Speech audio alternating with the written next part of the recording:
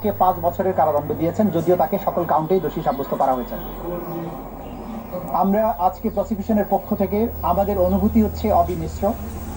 আমরা কারো মৃত্যুদণ্ডে আনন্দিত যেমন নই, তেমনিভাবে এই বাংলাদেশে যেভাবে রাষ্ট্রের শাসক হয়ে দেশের নাগরিক, বিশেষ করে তরুণ ছাত্র জনতার রক্তে পা ভিজিয়েছিলেন, তার বিচারের মাধ্যমে তাকে যে দণ্ড দেয়া হয়েছে, আমরা বিশ্বাস করি এই দণ্ড প্রদানের মাধ্যমে ইতিহাসের একটি অধ্যায়ের মীমাংসা হয়েছে এবং এই জাতির ন্যায় বিচারের প্রতি যে তৃষ্ণা, ন্যায় বিচারের জন্য, জাস্টিসের জন্য জাতির যে কোয়েস্ট, সেটি আজকে সম্পন্ন হয়েছে। অপরাধীকে তার প্রাপ্য শাস্তি প্রদান করা হয়েছে।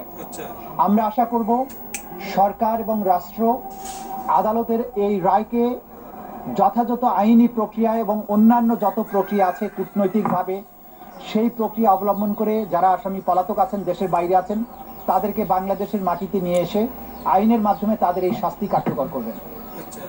আজকে এই রায়ের মাধ্যমে আমাদের ব্যক্তিগতভাবে প্রসিকিউশনের খুশি বা অখুশির কোনো ব্যাপার নেই।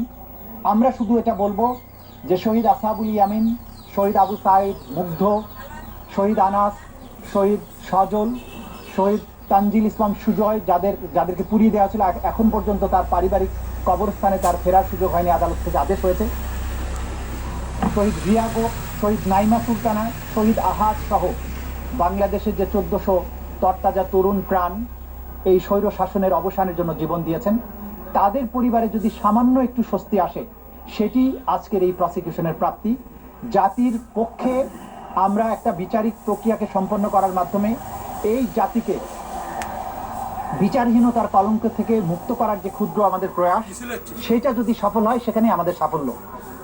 আমরা মনে করি এই রায়টি কোনো ধরনের কোনো অতীতের প্রতিশোধ নয়, এটি হচ্ছে জাতির প্রতিজ্ঞা ন্যায় বিচার প্রতিষ্ঠার জন্য। এটা হচ্ছে জাতির কোয়েস্ট ফর জাস্টিস। এই রায় প্রমাণ করেছে অপরাধী যত বড় হোক, যত ক্ষমতাশালী হোক, সে আইনের ঊর্ধ্বে নয়।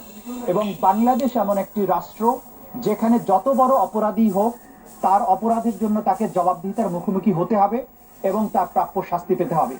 এবং এটাও প্রমাণিত হয়েছে বাংলাদেশ সকল আন্তর্জাতিক নর্মস, আন্তর্জাতিক স্ট্যান্ডার্ড মেনটেন করে ক্রাইমস এগেনস্ট হিউম্যানিটির মতো কমপ্লেক্স অপরাধের বিচার করতে সক্ষম, এবং বাংলাদেশ সাফল্যের সাথে সেটা করেছে।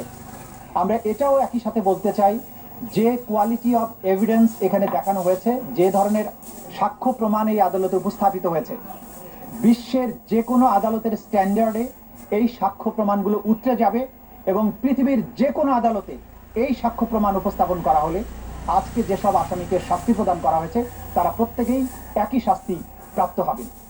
আমরা আজকের এই রায় প্রক্রিয়া সমাপ্ত হওয়ার মাধ্যমে আমাদের একটা দীর্ঘ আইনি লড়াইয়ের সমাপ্তি হয়েছে, যদিও আরো অনেকগুলো মামলা বিচারাধীন রয়েছে। যারা এই মামলাকে আজকের দিন পর্যন্ত নিয়ে আসার ব্যাপারে যারা ভূমিকা পালন করেছিলেন, বিশেষ করে আমাদের ভিকটিম পরিবার, তারা তথ্য দিয়েছেন। আহতরা, সাক্ষীরা তারা আদালতে এসে কষ্ট করে সাক্ষী দিয়েছেন। প্রসিকিউশনের বিজ্ঞ প্রসিকিউটররা যারা আমাকে এই মামলা পরিচালনায় সাহায্য করেছেন, তদন্ত সংস্থা যারা বাংলাদেশের 56,000 বর্গ মাইলের বিভিন্ন জায়গা থেকে এভিডেন্সগুলো কালেক্ট করেছেন, বাংলাদেশের আপামর জনগণ যারা এই বিচারের জন্য প্রসিকিউশন টিমকে সমর্থন জুগিয়েছেন, সাক্ষ্য প্রমাণ আমাদেরকে সংগ্রহ করার ব্যাপারে সাহায্য করেছেন, সকলের প্রতি প্রসিকিউশনের পক্ষ থেকে আমরা গভীর কৃতজ্ঞতা জানাচ্ছি। সবশেষে শহীদ পরিবার, যাদের ক্ষতি কোনো কিছু দিয়ে পূরণ হবে না, তাদের সামনে অন্তত একটা ন্যায় বিচারের দৃষ্টান্ত স্থাপন করতে পেরেছি, এই জন্য তাদের প্রতি কৃতজ্ঞতা জানিয়ে আপনাদের সবাইকে ধন্যবাদ দিয়ে আমার কথা শেষ হচ্ছে।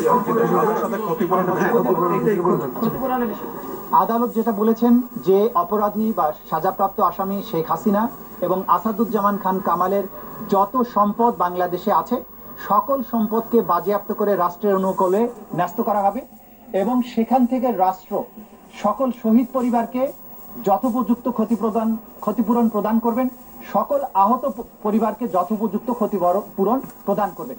এটা হচ্ছে ক্ষতিপূরণের ব্যাপারে আদেশ। আর একটা অবজারভেশন তারা দিয়েছেন যে আওয়ামী লীগ এবং 14 দলীয় জোট, যুবলীগ, তাদের ব্যাপারে তারা যে একটা সন্ত্রাসী বা ক্রিমিনাল অর্গানাইজেশন, এইটা প্রসিকিউশনের পক্ষ থেকে সাবমিশন ছিল। আদালত বলেছেন এইটি যেহেতু আজকের এই মামলার বিচার্য বিষয় নয়, সেই ব্যাপারে তারা কোনো অবজারভেশন দেওয়া থেকে বিরত থাকছেন। অর্থাৎ তাদের ব্যাপারে প্রসিকিউশনের যে আলাদা তদন্ত চলমান আছে দল হিসেবে একটা সংগঠনের ব্যাপারে, যে তারা সত্যিকার অর্থে অপরাধী সংগঠন কিনা, সেটি একটি আলাদা মামলায় বিচার্য বিষয় হতে পারে। এই মামলাতে যেহেতু কোনো দল পক্ষ নয় বা আসামি হিসেবে সম্পৃক্ত করা হয়নি, সেই ব্যাপারে আদালত দলীয়ভাবে কারো বিরুদ্ধে কোনো অবজারভেশন দেয়া থেকে বিরত থেকেছেন। আমরা দেখছিলাম আজকে